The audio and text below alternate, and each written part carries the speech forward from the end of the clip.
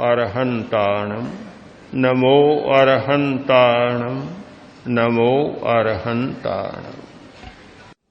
ये चार संकल्प हैं, चार इस प्रेक्षा ध्यान की दीक्षा के चार सूत्र हैं। उपस्थित होना, अध्यात्म साधना का मार्ग स्वीकार करना और अंतर्दर्शन का लक्ष्य बनाना और आध्यात्मिक अनुभव करना, ये चार हैं। इनके आधार पर आप ध्यान का विकास कर सकते हैं।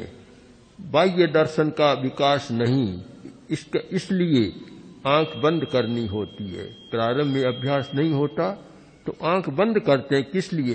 कभी बाहर का दर्शन एक बार न हो, अंतर का दर्शन हो। अनुभव करते हैं, अनुभव तो सब करते हैं। रोटी खाता है वह भी अनुभव करता है, मिठाई खाता है मिठास का अनुभव करता है, नमक का अनुभव करता है, किंतु अंतर दर्शन का अनुभव यानी आध्यात्मिक अनुभव, यानी मेरे भीतर क्या क्या है, अपने भीतर क्या है, इसका अनुभव करना। क्यों? भीतर में बहुत सारी शक्तियां हैं।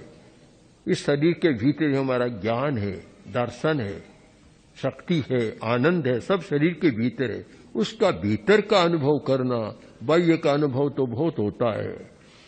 और मार्ग का चुनाव करना, वह मार्ग जो हमें अध्यात्म की दिशा में ले जाए। इसीलिए मौन भी आवश्यक है और भी आवश्यक, क्योंकि वह अध्यात्म की दिशा में ले जाए, भीतर की दिशा में ले जाए। तो ये चार सूत्र हैं। अब इनके जो उपसंपदा के 5 संकल्प सूत्र हैं, वे बैठी बैठी करें बस। अब आप सुन सकते हैं नीचे।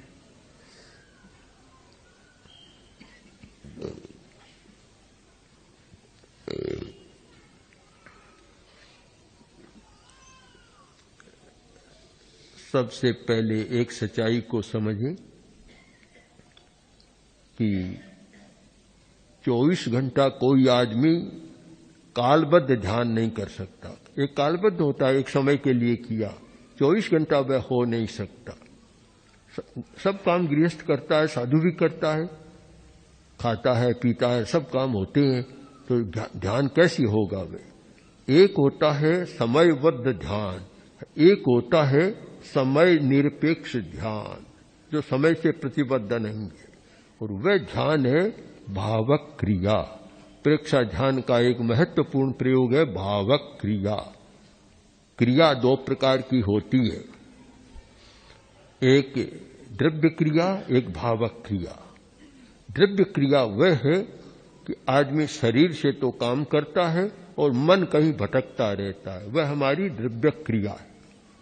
चाहे माला फेरो, सामायिक करो, गायत्री का मंत्र जपो, नौकार मंत्र का जप करो, कोई भी कुछ करो, शरीर तो क्रिया कर रहा है, मन कहीं चक्कर लगा रहा है, वह होती है द्रव्य क्रिया। भावक क्रिया वह है कि हमारा शरीर और मन एक साथ काम करे, जो लक्ष्य बनाया उसके साथ शरीर भी जुड़ा रहे और मन भी जुड़ा रहे, वह हमारी भावक क्रिया। आप उदाहरण ले लें कि शिविरार्थी भी भोजन करेंगे, घर में भी भोजन करते हैं। भोजन करते समय मैं भोजन कर रहा हूं, इसके सिवाय कोई विचार न आए तो भोजन करना भावक क्रिया हो जाएगा। भोजन तो करता है, मन कहीं चक्कर लगा रहा है, पता ही नहीं लगता, तो वह द्रव्य क्रिया होती है। कुछ व्यक्ति ऐसे हैं, होते हैं, वर्तमान में भी होते हैं, कि भोजन कर लिया, घंटा भर बीत गया, मुनीम जी आए और पूछा, मुनीम जी आज मैंने भोजन किया कि नहीं, रोटी खाई कि नहीं खाई?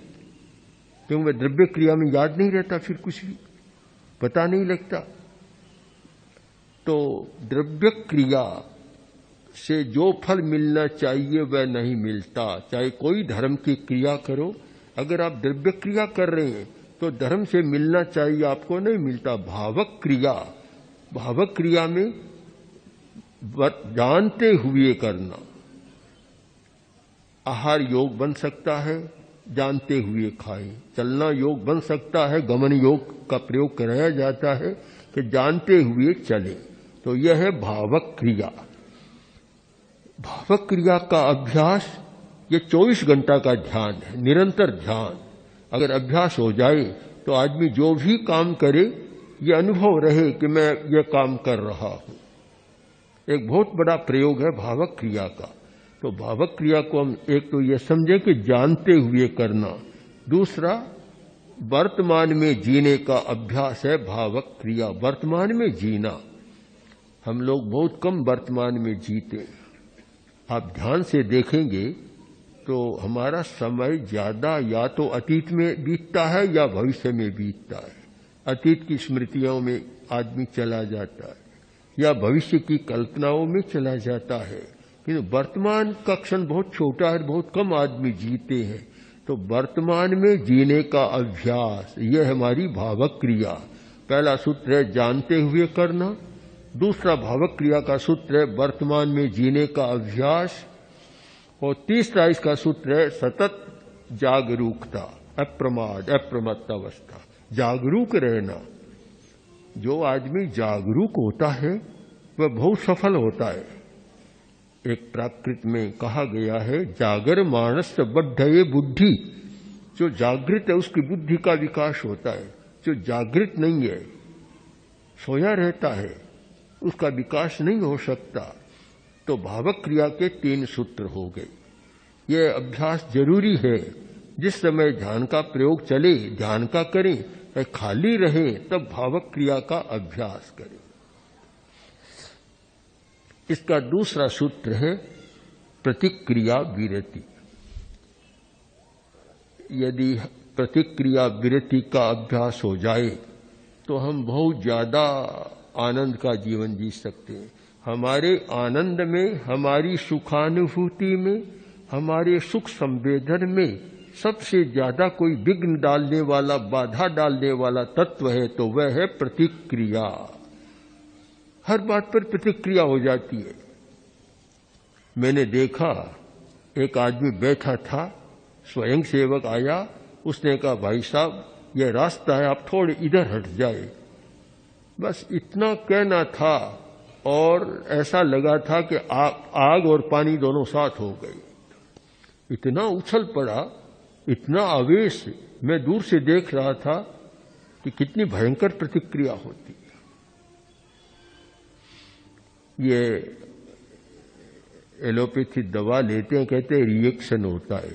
बेचारी दवा का तो रिएक्शन होता है, किंतु शब्दों का भी इतना भारी रिएक्शन होता है, इतनी प्रतिक्रिया हो जाती है।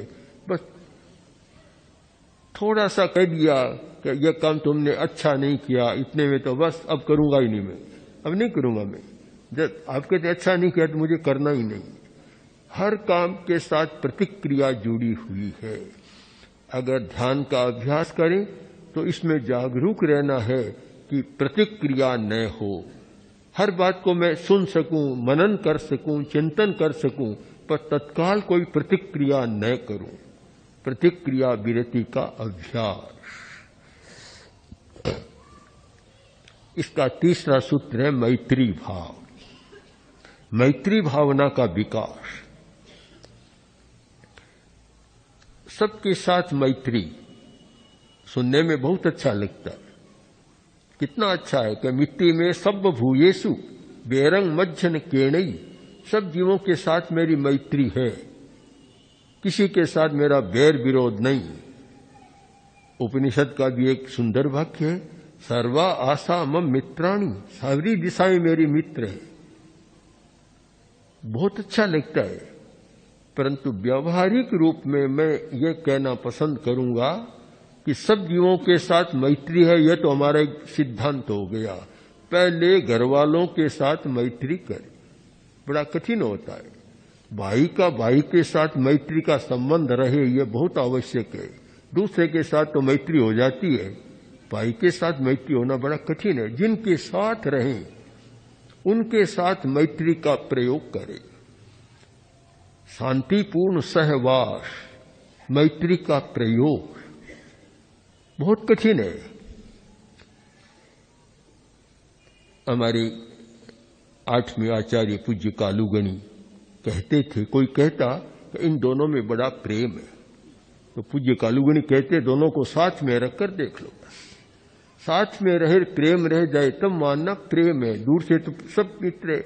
हमें सब जीवों के साथ मैत्री करने में कोई कठिनाई नहीं होती। अपने परिवार में, अपने पड़ोसी में, अपने समाज में, अपनी संस्थाओं में अगर हम मैत्री का प्रयोग कर सके तब पता लगे कि वास्तव में मैत्री को हमने समझा है। अब यह सब जीवों के साथ मेरी मैत्री है, इसमें हमें क्या हुआ? न कोई साधना की जरूरत, केवल शब्दोच्चार है। शब्दों का उच्चारण कर दिया, हमें कोई कठिनाई नहीं होती।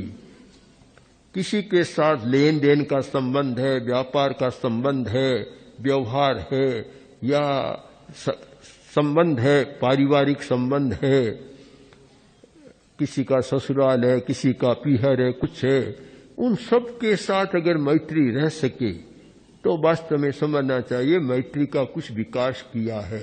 अब जिनके साथ बोलने का भी काम नहीं पड़ता, अब सारे जीव लोग में फैले हुए हैं, न उनके साथ हमारा कोई संबंध, न कोई संपर्क, न वे हमें जानते, न हम उन्हें जानते, और उनके साथ मेरी मैत्री है। ये तो महत्व एक हमारा सिद्धांत अच्छा है, पर कोई व्यावहारिक बात नहीं है। हमारी मैत्री व्यावहारिक हो, यानी जिनसे संपर्क है, जिनसे काम पड़ता है, जिनसे लेन देन है, जिनके साथ व्यवहार है, उनके साथ मैत्री का प्रयोग हो, तब मानना चाहिए कि मैत्री है। जलगांव के नागरिकों के साथ मेरी मैत्री है, ये बात तो अच्छी लगती है। और ये कह दे जलगांव के जो पृथ्वी, पानी, अग्नि के जितने जी उनके साथ मेरी मैत्री है, तो ये बहुत दूर की बात हो जाती है। तो मैत्री का प्रयोग, मैत्री भावना का विकास। चौथा सूत्र है मिताहार। आहार के बारे में विवेक करना ध्यान के लिए बहुत जरूरी है। केवल ध्यान के लिए नहीं, कषाय को उपशांत करने के लिए, वृत्तियों को शांत रखने के लिए, उत्तेजनाओं को कम करने के लिए।